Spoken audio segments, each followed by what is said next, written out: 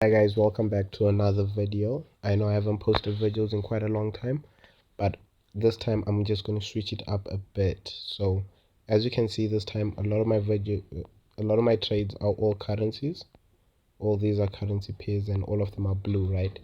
So let's see exactly what is behind all this blue, right? So yep, there we go. We've got basically a few trades running, majority of them in profit. I think we only got 3 trades still in loss, but that'll change soon. It's all about patience at the end of the day. So let's go into the background of these trades and how they all played out. Let's start with the pound against the Japanese yen. So I know right about now you must be wondering, what are all these lines? For most traders it will be confusing, but this specific strategy is chaotic, right? It's chaos, and that is what the market is. It is a non-linear market. There is no actual evidence that the market will move in a certain way or behave the way it behaved in the past, because humans are always adapting to situations, right? So we'll realize, for instance, the way humanity handled the COVID pandemic will not be the same way we'll handle the next pandemic. Meaning to say, the patterns that appeared during the COVID pandemic might not be the same as the next pandemics. We're going to be, it's not going to be the same way we're going to handle the new pandemic or whatever pandemic comes else next time in the future. We're not going to handle it the same way because we've gone through it. We've learned from our mistakes, meaning to say the market won't behave the same way and the previous patterns will be irrelevant. So with this specific strategy, it's not based on past patterns, but just pure price action and what price is currently doing, right? So let's go into the strategy itself. As we can see here, I had a few buy trades, and this is a daily chart, and they like in really good profits already. So how did I get an entry, right? So with this strategy, I'll just delete everything so I can explain better, right? So what we got here is a completely blank chart, and if you notice, I do not use candlesticks, right? I use a bar chart. And why I do not use candlesticks, it's simple. Because when the Japanese created the candlesticks, right, it was a form of representation of the market, right? They wanted to see the market in a certain way, right? And the way I want to see the market is not the same way. The way I want to see the market, I just want to see where the market opens and closes, and what was the high and low of the open and close, right? So I don't want too much information about it being a doji or what pattern the candlestick is. I'm not too worried about that. I'm mainly worried about the high and low and where it opened and closed, because that's where the strategy is focused, right? So the first thing we're going to want to look at is the first dimension, right, which is basically our direction, in which direction we want to trade. So we use the alligator for that default settings. You don't need to change anything about it, maybe the colors depending on your preference, right? So similar to moving averages, they point in the direction of the trend, right? I'm not going to go deep into explaining this for you, because this is just a short video of the strategy. So in a case like this, as you notice, all 3 lines are facing upwards, telling us that price is moving upwards, right? It's moving in an uptrend. So we want to be buying in this market. This is basically what it's telling us. All trades should be in the direction upwards, right? I'm going to keep this simple even for beginners. When I add these to my chart, all I'm looking for is buys in such a situation, right? What I want to do is buy. And when the market and the alligators are all together, right? When the market is in the alligator's mouth, right? When it's in the mouth, it basically means the market is moving flat. There's no actual direction. It's just flat. So it's consolidating, right? And another example of an uptrend right? So this is just the first part we're going to look at. And then the second thing is, now that I know price is moving up, I'm going to look for trades on my first dimension, which is obviously going to be fractals, right? So now this is basically going to show us highs and lows in the market, right? It's going to be showing us highs and lows. So this strategy is not really a breakout and retest strategy, it's a simple breakout strategy, right? So right there we notice that this specific fractal was a high, right? And then right afterwards we had a breakout at this point, right? And from there the market just went straight up. So in a case like this, we ignore all the sell fractals. If price comes below this fractal here, we do not enter any sells because we know the trend is upwards, right? So we would have had a buy in here. We could have bought the market here and then held it all the way up, just following the trend, right? And then close when it touches the middle line, the green one. We just close our trade off there because we now know that it's no longer trending in our favor, right?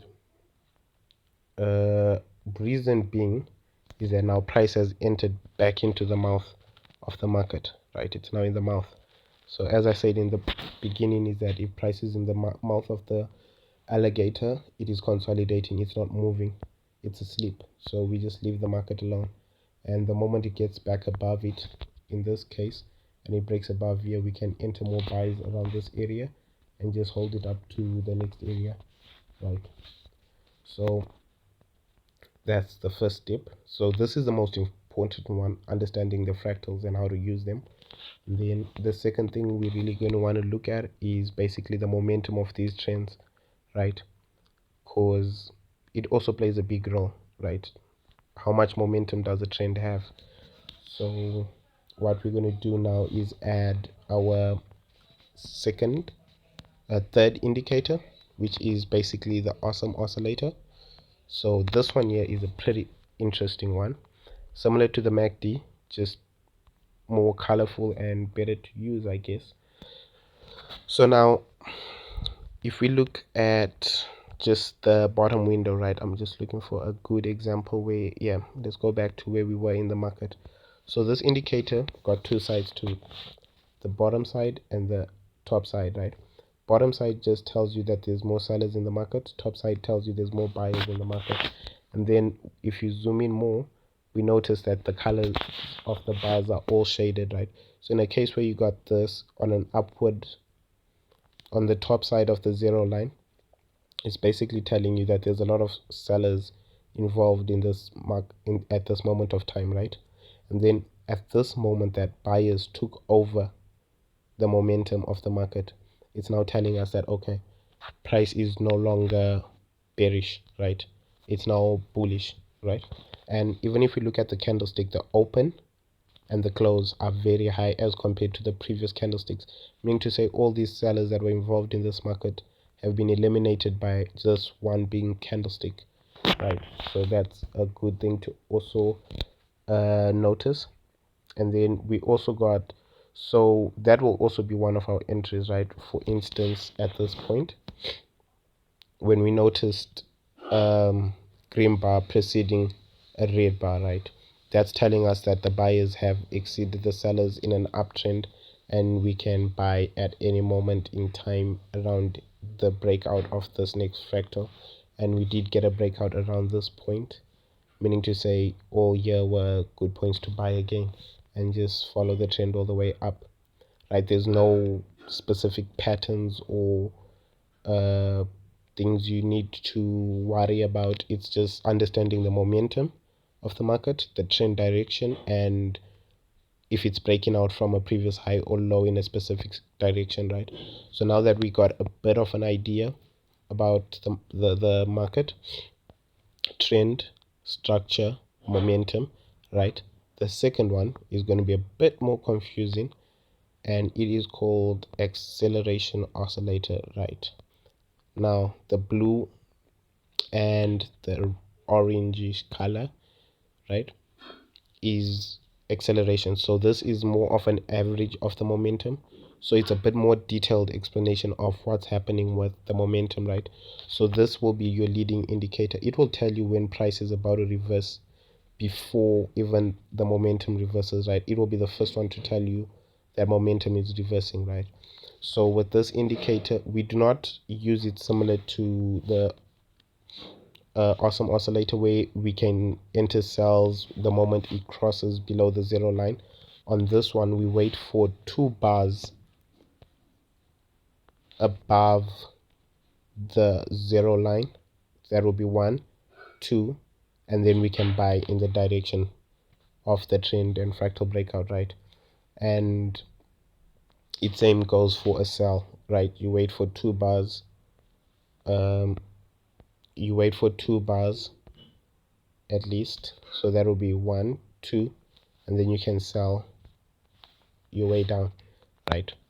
So it will be a leading indicator. I'm not going to go into too much detail about these indicators because there'll be more videos explaining them in more detail, so just bear with me right now.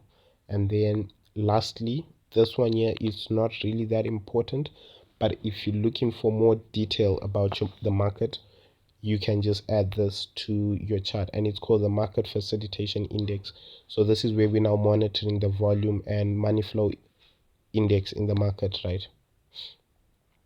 So when we add this one, it's got more bars and more colors, and it's going to be really confusing for a lot of traders because it doesn't quite technically give me an entry signal. It gives me an idea about who's trading the current market, right? So I'll just explain the 4 bars to you before I explain them on the chart itself. So basically, in a fading market, right, if the trend is about to end, right, or a candlestick doesn't have much volume and money flow, right, meaning to say there's not a lot of people investing in this market, not a lot of people are interested in it, we call it a fading market, meaning to say a trend is about to end. And that's where we notice it on this specific one, where it is gray, right, with the gray color. I grayed it out to show that it's fading, so it's losing power, right? And then there is one where there's a lot of people interested in the market, right? There's a lot of money being injected into the economy of the specific currency or stock or indice or whatever you're looking at, right? There's a lot of people interested in it, and because there's a lot of people interested in it, you'll find that it will really trend and do really well. So we use a green color for this one, like green, go ahead to trade, but trade using the right signals from the other indicators. It just gives me an idea whether I should be trading or not be trading, right? So clearly, if I want to trade, I wouldn't be trading a fading market, which is gray.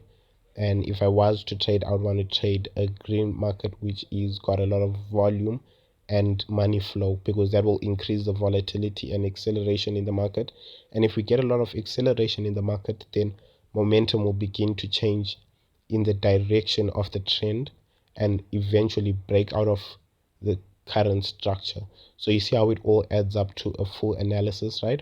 And now we've got a situation where we've got a lot of money going into a certain stock or currency or instrument, right, that's being traded. There's a lot of money going into it, but very little volume in that market to move the market, right? And this is usually created by speculators, right? Speculators will basically buy a market that is going maybe even down. They'll start buying speculating that it will go up, or they can start selling speculating it will go down, right? So in such a case, we get people putting in money into the market, but the market isn't really moving in that direction, or there's no actual volume in the market, right? So this is now what we call a speculator's zone, right, where speculators are controlling the current market. So for that one, I put it as purple. You can put the colors in whatever code you want, but for me, I prefer using these colors because I understand them. So in such a case, if it's a purple bar, it just tells me that there's a lot of speculators in the market rather than actual traders that are trading the trend and following the exact market movement, right? And then finally, we've got an orange bar. So the orange bar is usually the one that tells me that there's a lot of volume in the market, but people are not really interested in it yet. Meaning to say, sooner or later, due to the buildup of this volume, we're going to have an explosive move in either direction or in a specific direction, depending on what the alligator is telling us and what the structure is telling us. So if I see an orange, it's like a robot, right? Green means go, red means stop, and orange means get ready, right? So basically orange is telling me to get ready to perform a certain action in the market. So if I see an orange bar, it's basically telling me to get ready for a certain event or something is about to happen, because people are not yet interested in the market, but there's a lot of volume for it to move in a certain direction. So this interpretation of the market gives me an upper hand against a lot of other traders, because I just by looking at this indicator, I'm able to tell who's involved in the market, what's going on with each and every candlestick that I'm trading. So it gives me a better chance to manage my trades before just closing a trade. I can actually judge whether I'm going to close my trades based off of speculator involvement, based off of the market fading, or based off of the market trending really well in a specific direction. So this indicator is really cool when it comes to that. So now let's look at it on the chart, right? So on the chart, what I had, I'll go through all three forms of analysis, right? From the top side, I had a breakout of a fractal. Sorry about that. I had a breakout of a fractal here where my first buy is, but we're not looking at that buy at the moment, right? I had a breakout there, buy, and then I had more than two candlesticks on my acceleration telling me that there's good acceleration in the market. And then I had momentum also shifting, right? I had a good shift of momentum showing me a couple of green bars, and although it was still below the zero line, I still took it as a signal to buy based off of the break of structure and the change of trend direction. And then during that first entry, I had speculators, so I joined in the speculators, right? I joined the speculator group and speculated price to go up. So at that moment in time, I was just speculating price, and the only reason why I joined speculators is because I had a really tight stop loss just below my blue moving average. So I had a really tight stop loss, so I didn't really mind. And then my second entry was now based off of price moving above the zero line on the awesome oscillator and a clear trend upwards. And plus, we still had a lot of acceleration, bullish acceleration in the market. And when I did enter this trade, I realized that right afterwards, what I had was um, high volume and high money input. That's a high flow of money into that pair. So I realized that was a really good time to enter the market, and it's doing well. And right about now, when I look at it, I see that the market is telling me to get ready for a certain event. So now I'm ready for the market to either continue in this upward direction or to reverse on me, but I'm ready for whatever the market is going to do, right? So already I know how to handle my trade, right?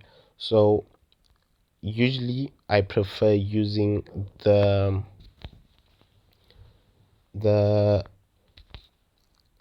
uh, money flow market facilitation index, MFI, on a larger time frame, just to give me an idea, preferably a weekly or a monthly chart sometimes.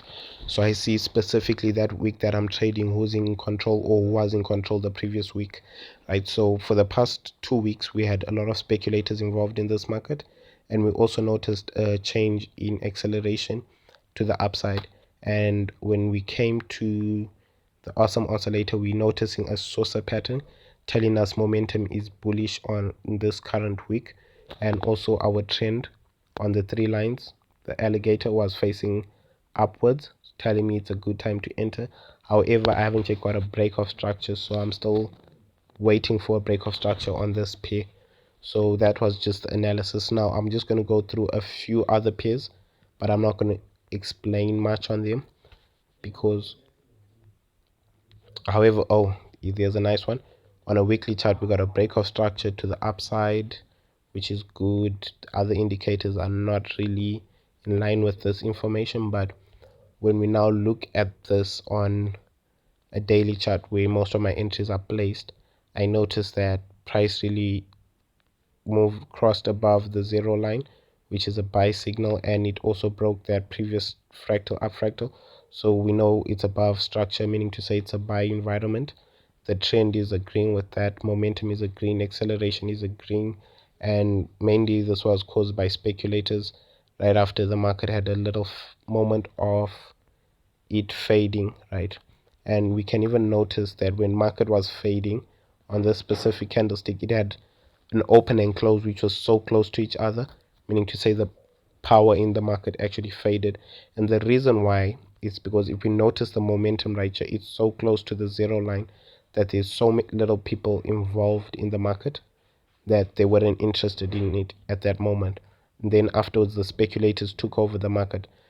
So we noticed previously, before the fade, speculators were interested. Then they faded out, probably took profits during that day. And then they came back again and pushed price higher. Came back the second time, they pushed price higher. And now we've got very low um, movement in the market. But I don't really like looking at the current candlestick that much too much, because it can change at any moment. So the previous candlestick will give me more information in most cases. And if we realize on our 4-hour chart, we still had quite a lot of speculators, right? And these speculators have a bearish opinion about the market at this moment. If we look at our acceleration and momentum, they got a bearish opinion about it. However, the market is still trending upwards. So in most cases, you'll realize these speculators are speculating a downward move in the market based off of it probably now being overbought due to this really long move upwards, right? They probably now think that the market is overbought and will come down. But this type of thinking in most cases will really damage one's account, because clearly the market is still moving up. It's just people think that if something moves up too long, it should come down, but that's not always the case, right? For instance, right here, it was trending up. People think it's overbought. And what did it do? Just pulled back a bit and continued back up on its way.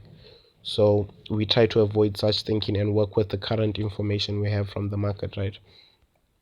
So that was an example. There's another one on a selling market.